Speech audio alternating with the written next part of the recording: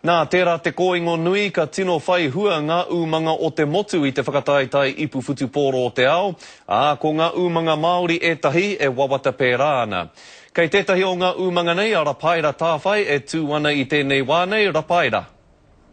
Ai, kei konea hau kei waho i te pāpara kāuta o Neighbourhood, haruru ana te whare ina kai tautoko o te kapa o pano. He 3 miniti noi ho te hīkoi mai i konei ki te papatākaro o Iran kei muri tonu i ahau nei. He oi i te ata nei i kōrero a hau ki tētahi o nā ranatira Māori o tētahi pāpara kāuta no konei tonu mena whakamarumaru tana o te pō. Kua kati katoa te pokapū o Tāmaki Makaurau. At last it's here. Koina i tētahi o nā pāpara kāuta maha kei te takiwa o nā anawai. Kei te rohe e tūai nā kēmu futu pōro i Tāmaki Makaurau. It's been a long time coming. And then, of course, in the last few weeks, it's just been maniac, actually, just getting everything ready.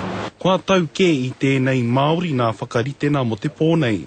E whānā wāhana o tēnei wāhi, e rima rau nā tānata e mea tiana ka uru mai ki ia wāhana. We have a 2:30 licence, so yeah, we'll be starting at 9 in the morning and we'll probably be finishing after clean up around about 4:35 in the morning.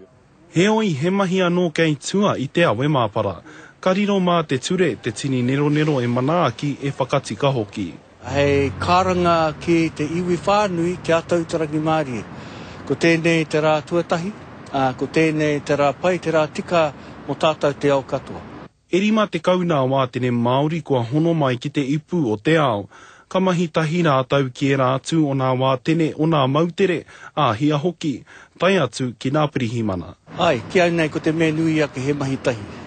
Mo te oranga o te katoa, nā te mea ka haramai ngā tangata o te ao katoa. Ka pēnei te āhua o Tāmaki Makaurau mo te ono wiki e haere a kenei.